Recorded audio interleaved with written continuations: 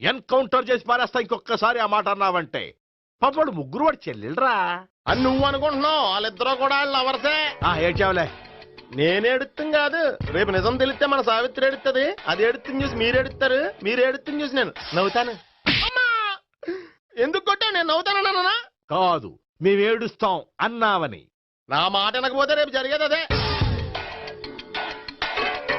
ఓ police బుర్ర వేసుకుని తెగ ఆలోచించేసి బ్రెయిన్ డ్యామేజ్ చేసుకోకు. ముందా గోపిగాడికి మన సావిత్రితో ఎంగేజ్మెంట్ ఫిక్స్ అయ్యి అప్పుడు తేలుతుంది అసలు కదా ఏంటో. ఓకే, అయితే వెంటనే వెళ్ళి అక్క బావతో పెళ్లి విషయం మాట్లాడదాం. ముందు అక్కడ పేల్చి ఆ తర్వాత అక్కడ తేలుద్దామా? అంతేనంటావా? మరి అంతే కదా. అయితే పద పద పద.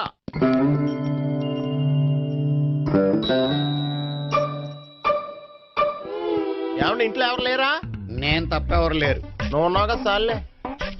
అవును, నువ్వు సావిత్రి బావ కదూ? మీకెళ్ళి తెలుసు నీ గురించి